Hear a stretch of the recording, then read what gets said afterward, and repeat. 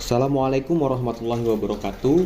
Di sini saya Resvan Syafri Amtoro akan menyelesaikan tugas statistika bisnis, dan di sini saya diberikan tugas tentang latihan soal uji Kolmogorov Smirnov. Nah, untuk soal yang pertama ini, diketahui data penjualan beras di negara Amerika selama 25 hari dalam ribuan dolar. Ujilah dengan alfa sama dengan 0,05 atau 5%. Apakah data berikut berdistribusi normal? Nah, tabel data yang diberikan ini ada 25 data. Nah, di sini saya telah menyelesaikan data tabel tersebut. Nah, untuk menghitung frekuensi ini, kita melihat dari XI-nya. Jika ada angka yang sama, maka kita tulis di frekuensinya, misalkan dari XI angka yang samanya itu ada 2, misalkan 150 ada 2. Nah, maka kita tulis di frekuensinya ini 2. Tapi semisalkan frekuensinya XI-nya di sini hanya 1, maka kita tulis di frekuensinya 1. Nah, sampai seterusnya. Kemudian kita menghitung dari frekuensi kumulatif. Nah, untuk menghitung frekuensi kumulatif ini, kita melihat dari frekuensinya terlebih dahulu. Nah, kita lihat dari kolom pertama frekuensi ini adalah 1. Nah, 1 ini kita pindahin dulu ke frekuensi kumulatif.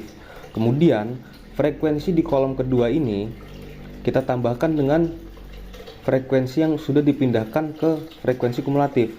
Nah, kita jumlahkan dan hasilnya 2. Sampai seterusnya seperti itu. Nah, untuk menghitung FSXI, kita melihat dari frekuensi ini dibagi dengan N, dan hasilnya adalah 0,04 sampai seterusnya seperti itu. Dan untuk menghitung XI, X bar, dan S, ini caranya XI ini dikurang dengan X bar dan dibagi dengan S. Nah, caranya itu XI 150 dikurang dengan rata-rata 201 dan dibagi dengan simpangan baku 29,61. Nah, sampai seterusnya seperti itu. Untuk menentukan rata-rata ini, caranya itu average, kemudian blok bagian kolom XI dan enter. Nah, untuk menentukan simpangan bakunya itu stdef, kemudian di blok di bagian kolom XI, kemudian di enter. Nah, selanjutnya kita lihat dari FTXI. Nah, cara untuk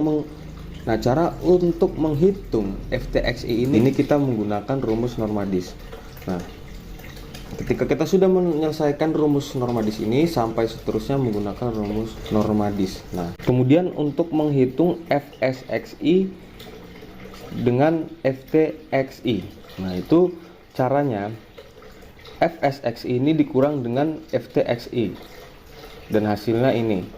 Sampai seterusnya seperti itu. Dan untuk menghitung FSXI, FTXI yang ini kita menggunakan rumus ABS. Setelah kita menyelesaikan rumus ABS tersebut, kemudian kita jumlahkan. Nah, di sini hasilnya 0,146. Nah, menurut hipotesis H0, data mengikuti distribusi normal. H1 sama dengan data tidak mengikuti distribusi normal. H0, keputusan total H0 pada satu taraf nyata tertentu jika uji statistik D melebihi A yang ditunjukkan pada tabel Kolmogorov Smirnov. Nah, hasil perhitungannya tadi itu kan 0,146. Nah, 0,146 ini kurang dari 0,264, maka HO diterima dan data mengikuti distribusi normal. Nah, bagaimana sih cara untuk mengetahui 0,264 ini? Nah, caranya itu kita melihat data tabel nilai kritis uji Kolmogorov Smirnov. Nah, caranya itu kita melihat dari data yang tadi. Data yang tadi itu kan ada 25 data. Nah, kita lihat N-nya itu kan ada 25. Nah, karena di sini alfanya itu adalah 0,05, maka kita lihat juga di sini 0,5. Nah, caranya itu kita lihat N-nya 25, kemudian kita lihat di 0,05 dan hasilnya 0,264. Kemudian untuk latihan soal yang nomor 2 uji Kolmogorov Smirnov ini, suatu perusahaan sayuran siap ingin mengetahui apakah kelambatan waktu keterlambatan pengiriman produk berdistribusi normal. Dari 11 kelambatan yang telah diketahui dalam jam, tercatat data sebagai berikut. Nah, data yang di sini itu kan data masih random. Nah, di sini saya telah menyelesaikan data yang ada di soal tersebut.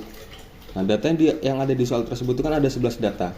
Nah, untuk menentukan XI-nya ini,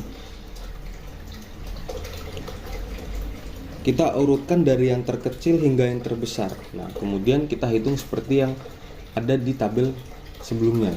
Caranya frekuensi yang tadi itu kita lihat juga dari XI-nya itu angkanya ada yang sama atau tidak. Jika ada yang sama, misalkan 0,9 itu ada 2, maka kita tulis di sini 2.